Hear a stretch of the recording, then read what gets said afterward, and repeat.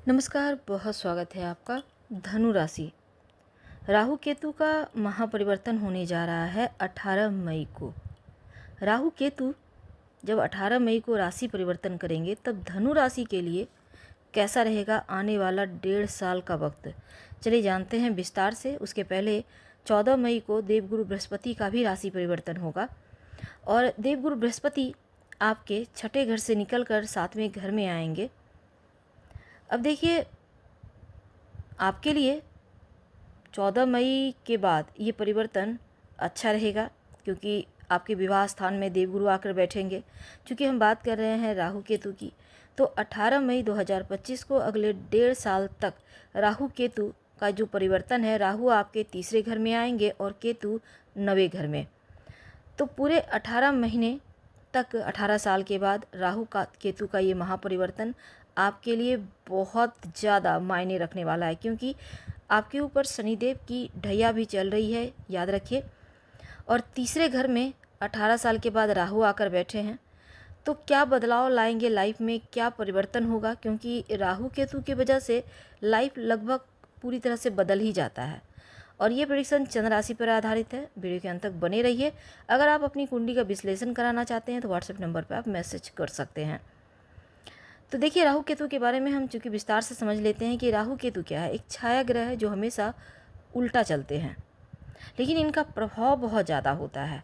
फटाफट से रिजल्ट दिखाते हैं राहु केतु। खासकर अगर आप टेक्नोलॉजी से जुड़ा कोई भी काम करते हैं, या जैसे कि जो दुनिया है, आधुनिक दुनिया, ये पूरी तरह से, जिसको हम हिंदी भाषा में कहते हैं मशीनी युग, तो ये मशीनी युग क्या है, ये राहु है।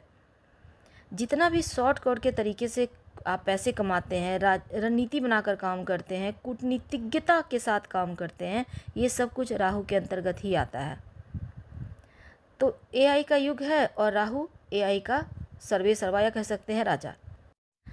आपकी कुंडली में राहु केतु की क्या स्थिति तो या तो नहीं पता, लेकिन अगर सही पोजीशन में बैठे हों तो रातों रात इस पीरियड में कम से कम अरबपति खरबपति बना के ही दम लेगा। तो बड़े बड़े आपने नाम सुने होंगे, इनकी कुंडली में ही राहु का ही रोल होता है आगे ले जाने में। चलिए समझते हैं इस गोचर का प्रभाव, क्योंकि तीसरे घर में राहु बैठे हैं। तो तीसरे घर, जो तीसरा घर होता है वो किस चीज़ का होता है? आपके साहस पराक्रम का घर है। आपके अंदर आप कितना एक्टिव हैं, कहीं आलस्य तो नहीं है, ये तीसरे घर से ही देखा जाता है। सोशल नेटवर्किंग का भी ये जुड़ा हुआ है, और समाज में आप कितना ज़्यादा इन्वॉल्व होते हैं ये भी यहाँ से ही देखा जाता है। हालांकि छोटी छोटी यात्राएं भी तीसरे घर से देखी जाती है।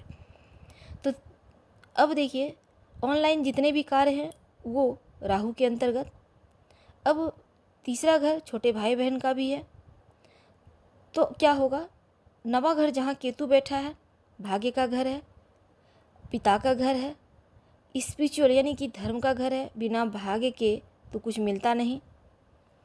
अब देखिए, कर्म तो करना होगा, मेहनत तो करना होगा, लेकिन राहु आपको शॉर्टकट के रास्ते से धन देगा। पर शॉर्टकट का रास्ता चुनना है या लॉन्ग, ये तो आपके ऊपर है। हाँ, भाग्य का साथ आपको ज़रूर मिलेगा, लेकिन केतु बैठा है तो मेहनत ज़्यादा करना होगा, तब जाकर भाग्य का सपोर्ट मिलेगा। और रोज़ भगवान सूर्य को प्रणाम करके 27 बार गायत्री मंत्र पढ़िएगा, ताकि सही समय पर सही डिसीजन ले पाएँ। तो राहु 18 साल के बाद तीसरे घर में। एक और बात ध्यान रखें कि देखिए, ज्योतिष शास्त्र में कहा गया है कि राहु जब तीसरे घर में आता है तो बहुत अच्छा माना जाता है। और अगर किसी के जन्म कुंडली में ही तीसरे घर में राहु है तो बहुत अच्छा। तीसरे घर में, छठे घर में, 11वें घर में राहु का आना बहुत शुभ होता है। अब राहु तीसरे घर में आने से आपके अंदर चतुराई भरेगा, चालाकी देगा, समझदारी देगा। जिस तरीके से काम करना है, किस तरीके से बातें करनी है, ये चीज़ें आपको राहु आपके अंदर ज्ञान कूट कूट कर भरेगा।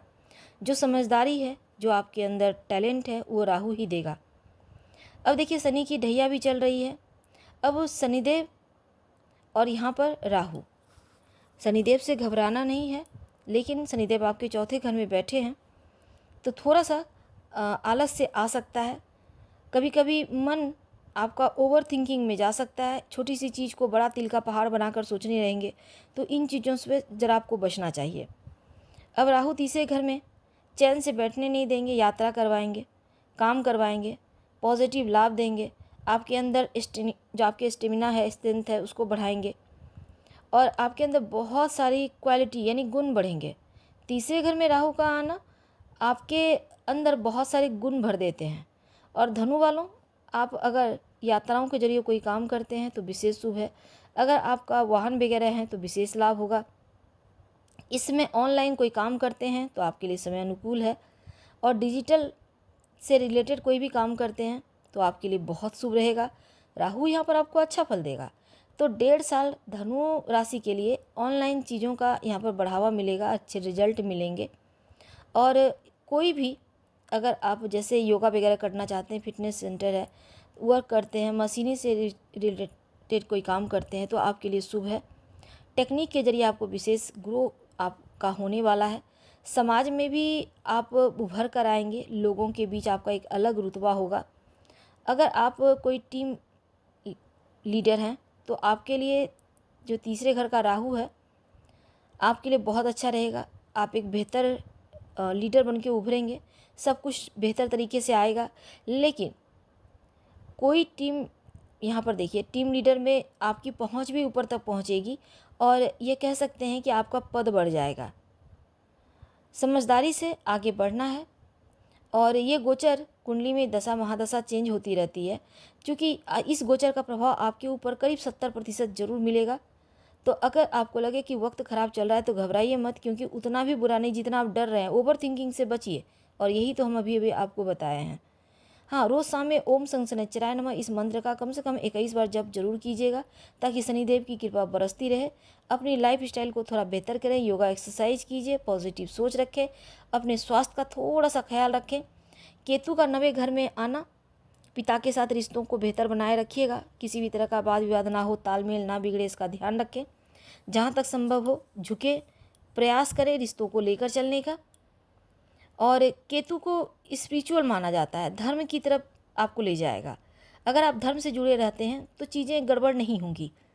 9वें घर में अब बहुत प्रैक्टिकल हो जाएंगे, दिखावा पसंद नहीं करेंगे, बेवजह की चीज़ों में इन्वॉल्व नहीं होंगे और हर कार्य को अपने तरीके से स्तर से करना पसंद करेंगे। घर में हाँ, कुछ शुभ मांगलिक कार्यक्रम जरूर होगा।